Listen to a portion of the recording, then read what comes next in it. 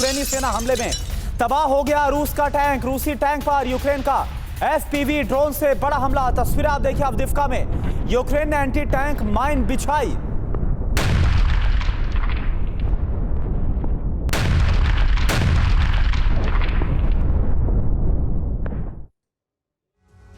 रूस यूक्रेन युद्ध में शांति स्थापना के लिए स्विट्जरलैंड के बर्गेनस्टॉक में 2 दिन की पीस समिट बुलाई गई, लेकिन यह समिट ही विश्व युद्ध छिड़ने का कारण बन सकती है, क्योंकि इस समिट में रूस को नहीं बुलाया गया है। और खास बात तो यह है कि समिट में फ्रांस के राष्ट्रपति इमैनुअल मैक्रोन न्यूक्लियर सूटकेस के साथ पहुंचे। पीस समिट में जब यूरोप, अमेरिका सहित दुनिया के 101 देश युद्ध के समाधान पर चर्चा कर रहे हैं, उसी वक्त पुतिन ने रूस ने अपनी न्यूक्लियर सबमरीन ब्रिटेन के पास तैनात कर दी। सबमरीन के लोकेशन पता लगते ही लंदन में इमरजेंसी बैठक शुरू हो गई है। आप देखिए कैसे पुतिन की न्यूक्लियर तैनाती से अमेरिका और यूरोप पर खतरा मंडरा रहा है।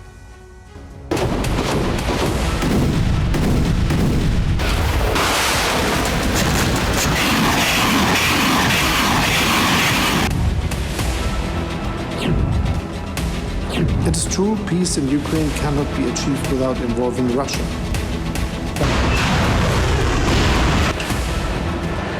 यूक्रेन युद्ध को 2 साल से ज्यादा वक्त बीत चुका है। युद्ध का विस्तार होता जा रहा है और अब इसकी आंच यूरोप के नाटो देशों तक पहुंचने लगी।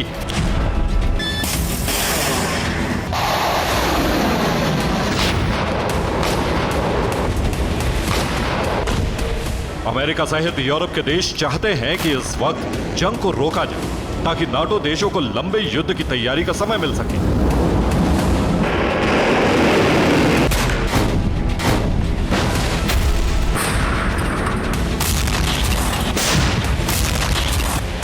यूक्रेन युद्ध का समाधान निकालने के लिए अमेरिका ने पीस समिट बुलाई। 15-16 जून यानी 2 दिनों की समिट स्विट्जरलैंड के बर्गेनस्टॉक में की गई। इस समिट में 101 देशों के नेता शामिल हुए। समिट में यूरोप के सभी नेताओं ने अपनी राय जाहिर की। हालांकि समिट में रूस को नहीं बुलाया गया। ज़ेलेंस्की ने समिट के मंच से रूस को युद्ध का दोषी बताया।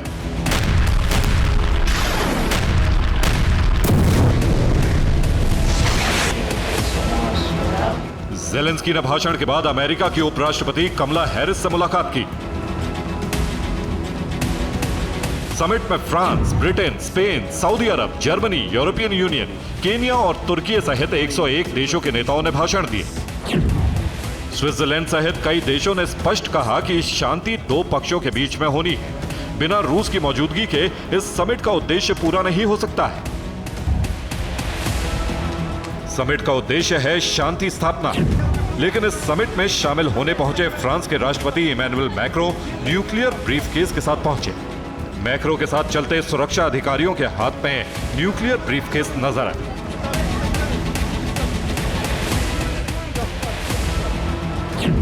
मैक्रो के इस कदम को रूस के लिए चेतावनी कहा जा रहा है।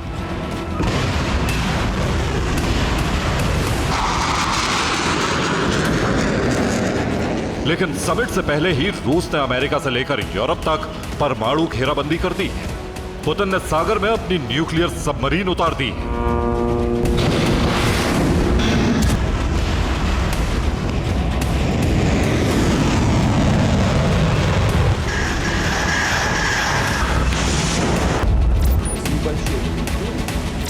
पुतिन ने यूक्रेन को लॉन्ग रेंज हथियार देने और रूसी संपत्ति को सीज करने का प्रतिशोध शुरू कर दिया और इसीलिए धरती के अलग अलग इलाकों में परमाणु तैनाती कर दी।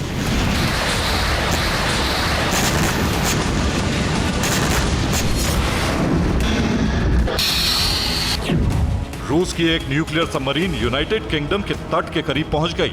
यासेन क्लास की सबमरीन कजान की जानकारी यूके के टोही विमान पोसाइडन P-8 से मिली। यह सबमरीन स्कॉटलैंड के वेस्ट कोस्ट से 112 किलोमीटर दूर है। सबमरीन पर हाइपरसोनिक परमाणु मिसाइलें ज़िरकॉन तैनात हैं।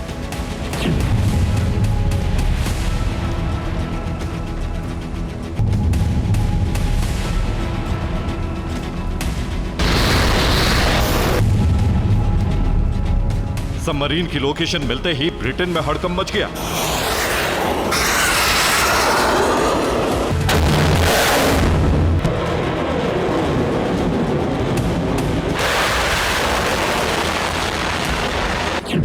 न्यूक्लियर सबमरीन ब्रिटेन के फासलेन न्यूक्लियर बेस के पास मंडरा रही है। सबमरीन की जानकारी जॉइंट हेडक्वार्टर नॉर्थ वुड को दी गई। स्विट्जरलैंड रवाना होने से पहले ब्रिटेन के प्रधानमंत्री ने रक्षा मंत्रालय की आपात बैठक बुलाई।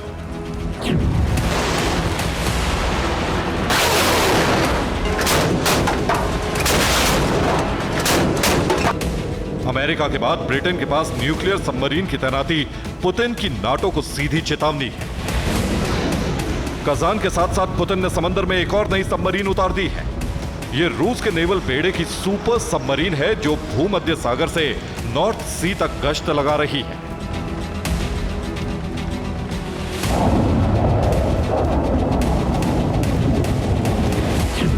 रूस की इस नई सबमरीन का नाम अर्खांगेल्स्क है। यह न्यूक्लियर क्रूज मिसाइल सबमरीन है। इस पर जिरकॉन न्यूक्लियर हाइपरसोनिक मिसाइलें हैं। कैलिबर और ऑनिक्स क्रूज मिसाइल भी तैनात हैं। रूस ने अब तक की सबसे बड़ी न्यूक्लियर तैनाती कर दी है और इसके साथ ही भूमध्य सागर में मिस्र के साथ नेवी ड्रिल भी शुरू कर दी है।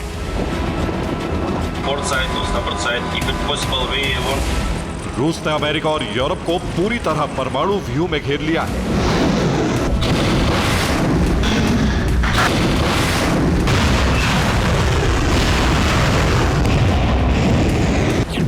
रूस ने 13 जून को क्यूबा के तट पर कजान क्लास सबमरीन और एडमिरल गोर्चकोव को तैनात किया।